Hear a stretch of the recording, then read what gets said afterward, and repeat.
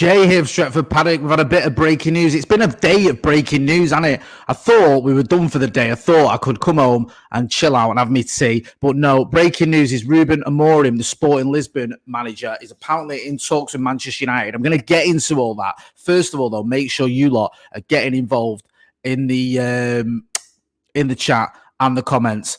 Let us know what you think about this news. Let us know whether you think he's the right man to take over from Erik Ten Hag. By all means, let us know. Oh, someone's saying it's loud. Sorry. I'm going to turn the volume down. Forgive me. Let us know if you're happy to see Erik Ten Hag go. You might not have had a chance to chat to us today. We've done a couple of lives today, but you might not have been joining in with them. You might not have seen them. You might not have had a chance to speak, or you might have wanted to and didn't get the opportunity, or you might have done it and you want to do it again. Let me know what you think about all this latest news. Good to see so many of you already in the chat already. Colin Coupleditch says, busy day for Jay. It's been a busy day, my brother. I ain't going to lie to you. Danny Thomas says, ball is best. Give it Motti till the end of the season. Onwards and upwards, Motti, says Alex Bond. Will he play 3-4-3, says Robert Donovan. Right. Very good questions. All valid questions. Should we get into the sort of the story, if you will? So David Ornstein, mega reliable journalist, tier one of the tier ones, did a tweet 58 minutes ago, and we're already live. Says, exclusive, Manchester United working on a deal to appoint Ruben Amorim as head coach. United ready to pay 10 million euros release clause, plus in talks with Sporting to finalise 39-year-old Portuguese open to accepting the move. And then he says he's done his story with Adam Crafton, who's been on the channel, very reliable as well, and our good friend Laurie Whitwell. We chat to Laurie quite a lot. So all the sort of big guns from the Athletic saying this then seems to make a lot of sense. Seems like it's going to happen. I should say, whether, you can debate whether it makes a lot of sense or not. We'll get into that in a minute. But it definitely does feel like this is something that is happening. This does feel like it's real. It doesn't feel like this is just paper talk. It doesn't feel like this is just conjecture or a bit of, rumors or whatever. It feels like there's a little bit of fire to this smoke. So we'll get into the sort of the nitty gritty about who is Ruben Amorim, what has he achieved, and all the rest of it in a minute. First things first, I'm going to get into some of the comments. Sorry, someone says I'm peaking here. Is that any better? Hopefully that's sorted it out. Forgive me if it's a little bit loud there. I have turned it down. Hopefully that will sort that out. If it doesn't, then we can always address that at a later date. Yeah, I think that should be okay now. Sorry about that. It's all been a bit of a rush. Thanks for the heads up as well. Turner says, nice to see you on ITV before. Yep, people saying the sound is better. Thank you, guys. I appreciate that, because obviously I've just sort of rushed home, jumped on a live and wanted to sort of get into the nitty-gritty with you guys. Yeah, about the Ruben Amorim one. Do you know what, right? We was doing a live before. We did the Paddock podcast, me, Joe, and Ronnie, and we were speaking about the list of managers that were being linked with the Manchester United job to take over from Erik Ten Hag. And Ruben Amorim was on that list. And Ronnie was sort of talking about his style and the way he plays and all the rest of it. But there was so many names on it. And Ruben Amorim, for me, it didn't feel like he was the obvious one that was definitely going to come in. One of the reasons I was a little bit like, is he going to come in? He's obviously doing very well at Sporting, but I think they're top of their table. Is he going to sort of leave there now to come to Manchester United? Well, it seems like he is, and you can kind of understand it. Miss Man United in the chat there. Good to see her, obviously. Matthew Rue says, JJJ, I love you. Thanks for the love, brother. So here's what there was a sort of a list of managers, next 10 managers candidate. And Ruben Amorim was on that list. Here's what the BBC had to say about him. So his managerial record, he's played 244, 174, drawn 34, lost 36, a win percentage of 71.3. Very high win percentage. That can happen in Portugal. I'm not dismissing the Portuguese league, but if you dominate in that league or you do well in that league, you can have a very high win percentage, because it tends to be at times where it's like the top 3 or 4 teams take points off each other, and the rest sometimes get a bit of an hiding. Not all the time, but sometimes. Sporting boss Amorim was heavily linked with Liverpool before they appointed Arne Slot, and while he is not yet 40, he already has considerable pedigree. Amorim led Sporting to a first league title in 19 years at the age of just 36. 36 years old, same age as me. In 2021, and won his second with the club last season. So, if my maths is right, it's what's that? Two in 3 years, basically, isn't it? A former Benfica and Portugal midfielder, Amorim retired as a player in 2018 and first made his mark as a coach the following year when an impressive stint in charge of Braga's reserve team saw him promoted to first team manager. 10 wins in 13 games, including a first victory at Benfica for 65 years, soon caught the eye of bigger clubs, and so keen was Sporting to secure his services that they paid €10 million to make him their manager in March 2020. That was the third highest transfer fee for a manager. Amorim's contract runs at Sporting until June 2026. So there's obviously, like it says there, a pedigree there. He's done well, did well at Braga, got himself a move to a bigger club, and has absolutely smashed it. And just to give you sort of an idea of how well he's getting on at the minute in the Portuguese league, Sporting currently top by 6 points. Porto, we're in second place. Do have a game in hand though, but look at this for a record. Sporting this season in the Portuguese league played 9, won 9. Goals for 30. Goals against 2. So he's got a goal difference of 28. I mean, that's ridiculous. Let's have it right. Just having a look at his Champions League record as well. They drew at PSV. They beat Sturm Graz away from home. And they beat... who was the other one? Was it Lille? Sorry, my computer's just froze. Yeah, they beat Lille as well. So they're doing well in the Champions League. They're doing well in the Portuguese league. I mean, doing well, that's a bit of an understatement. They're absolutely smashing it, aren't they? So you can see why Ineos are looking at him as a potential successor to Erik ten Hag. Let me know what you think. Get involved in the chat. If you've watched a lot of sport in Lisbon, tell me what you think. Do you think this is the right guy? What do you think about his style of play? What do you think about his age as well? Because 39 is he? That's quite young to take over at Manchester United. I think he'll be the youngest manager we've had possibly ever. I'm not sure. McCormack says, Jay, did you know he did his coaching internship at United in 2018 under Jose? No, I did not know that. Is Amorim basically Erik ten Hag 3 seasons ago? Says Man123. This is what was being suggested earlier when we did the stream earlier. Said he feels like he's Erik ten Hag, or he's the new Erik ten Hag. He's the one that's won titles in his own country. He's the young manager that's up and coming that everyone's sort of looking at as could be the next big thing. That was Erik ten Hag, wasn't it? A few years ago when we got Erik ten Hag in, and now it seems like that's Ruben Amorim. A couple of super chats. Murphy Boy 12 or Murphy Boy 23 says Ruben was part of my list for it. Other two were Howe and Zidane. I think Amorim's the more realistic one there. Zidane doesn't speak English. Doesn't seem like he wants to come to Manchester United. Don't know if there's even been any conversations with Zinedine Zidane. It feels to me as though he might be holding out for the French job, or the France job, I should say. T Mills says, good evening, Jay. Hope all is well. Despite Erik ten Hag getting the sack today, hopefully we can get the right man in next. Yeah, I was saddened that it's come to the situation as with Erik ten Hag, but as I said at the time, I've backed him all the way, and I'll always get behind the United manager, but it felt for me like the Spurs game was a watershed moment. That's when I lost faith.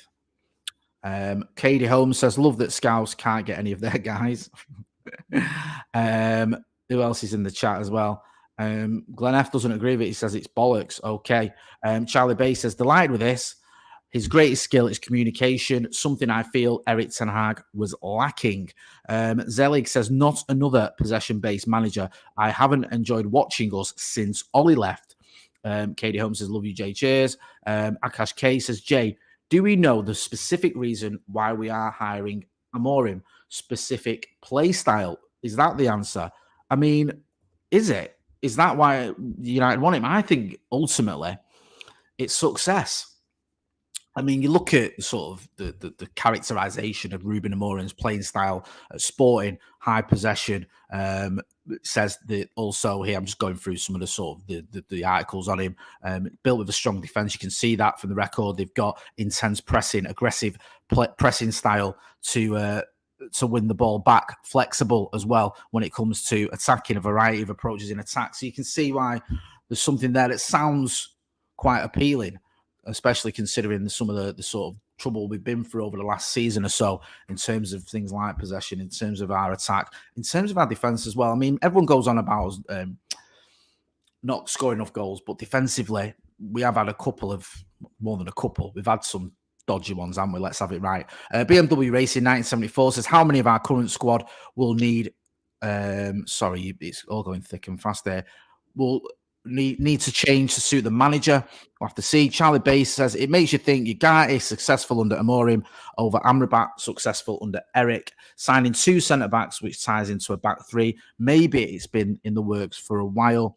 Eamon for Iman FC, says I think Amorim would be good, but we don't have enough centre backs to play a back 3. We don't have enough players to play his football. He could end up like Ten Hag. I would want a manager to play his football. Do we have enough centre backs when everyone's fit to play a back 3 though? Delix, Martinez, Lenioro, maybe. Jack Tank says it's not hard to have a strong defence and possession when you're the best team in a 2-team league. To be fair, though, if he's won the title for the first time, he's ended their drought in 19 years, does he not deserve a bit of credit for that? We can say, oh, it's a 2-team league, but it weren't, was it, until he got there? Because, well, if it might have been, but he wasn't one of those he wasn't one of those teams. I imagine it was Benfica and Porto. Brian Casey says, I'd be happy with a more indecent pedigree and has won things. Makes sense why they pulled the trigger when they did. I get the feeling decision was made before the West Ham game. Casey says, I hope he likes ex-Ajax players. Deagle and Pollock says, Maguire and Evans as backups. That's fair. We've 6 centre halves. Sorry, I've just lost that. Says Dale Griffiths. Perfect for his style of play. V says, delighted it's not Southgate anyway. That guy has just failed upwards forever.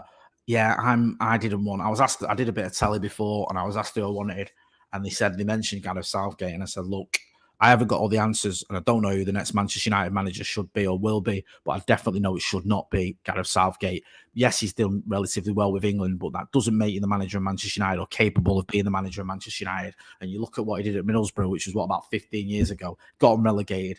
He's not the guy for me. Doesn't come across well. Don't think he could turn it around. And if you see Gareth Southgate in a dugout against someone like an Arteta or Pep Guardiola, are you going to be full of confidence? At least with Ruben Amorim, if it is him, you feel like you might have a puncher's chance.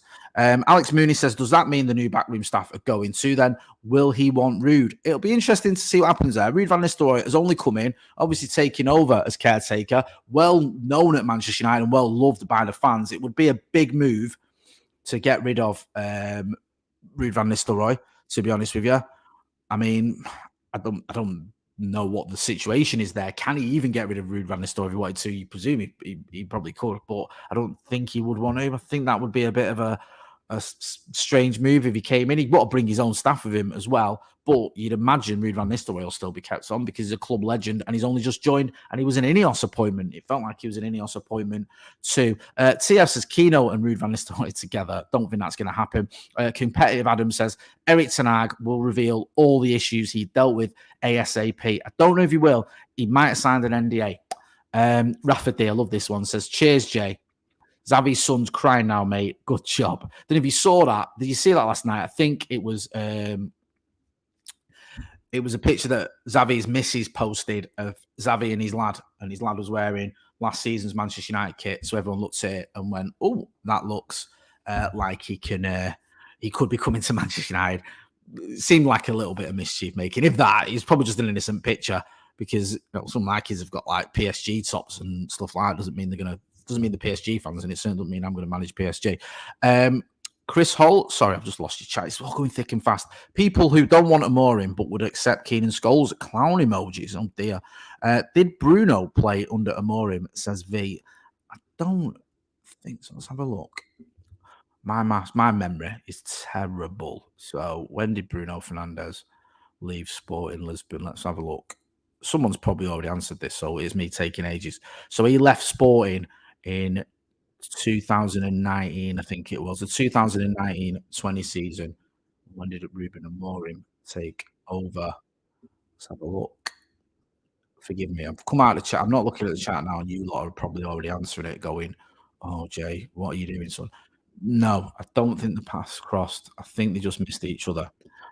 Someone's put busy day for you, Jay. Yep, it is. RJ says, looks like he plays with 2 10s, so maybe a way to get Xerxes and Højlund playing together. Maybe you could have. Can you have Bruno and maybe Xerxes in the 10, both of them together? Yep, Saka or Soka, aka the Devil, says we signed Bruno in January. Of course, it was January transfer window in 2020, wasn't it? Just before COVID. Smith Josie says Bruno and Casemiro, sell Mason Mount, Rashford, new players need. Callum says let's try three at the back. Chris Holt says, Jay, how long does it take to get to the Paddock studio? You've had to go back there 3 times today. I'm actually at home in the kitchen. I know it looks like the Paddock studio, but it's actually in the kitchen. Andy Oates says, does the president backroom staff leave with Tanag, or does that depend on whoever comes in if he wants them? We'll have to wait and see.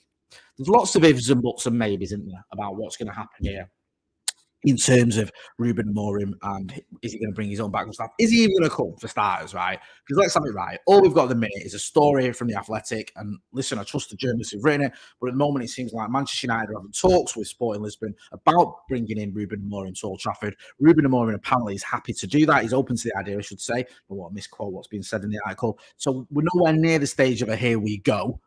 But it does feel like there's something going on here. It does feel like this is moving forward. So hopefully we can get a little bit more clarity over the next few hours, or maybe certainly the next few days. And let's see if he can indeed become the next Manchester United manager. Chris Griffiths, I should say, he's been at United before with Jose. Yeah, someone was mentioning that earlier, that he did his badges with Jose Mourinho, or came over to Manchester United and did his badges, coaching badges, I think, when Jose Mourinho was the manager. So hopefully he's giving him a bit of a taste of what Manchester United is about as a football club. But it's a completely different thing, innit? If you do come there, if you do come in and do these badges, it's a bit compared to actually managing the football club. So we'll wait and see what happens with that one. Listen, I'm going to leave it there. I just wanted to go live, have a quick chat with you guys, get the sort of reaction and see what everyone thought. Thanks for everyone who got involved in the chat and the comments. Make sure, if you're not doing already, that you are hitting like, share, and subscribe. We want to get to 800,000 subscribers by the end of the year, and with your support, we'll get there. But back in the morning, we're going to be back. We're going to be looking a little bit more about Ruben Amorim. What style of football does he play? What can we expect from him when he comes to Manchester United, if he comes to Manchester United? Plus, we'll have any more news as well. So make sure you are hitting like, share, and subscribe. I'm Jay Moy. This has been a bit of breaking news. Ruben Amorim looks like he could be heading to Old Trafford. Thanks for watching.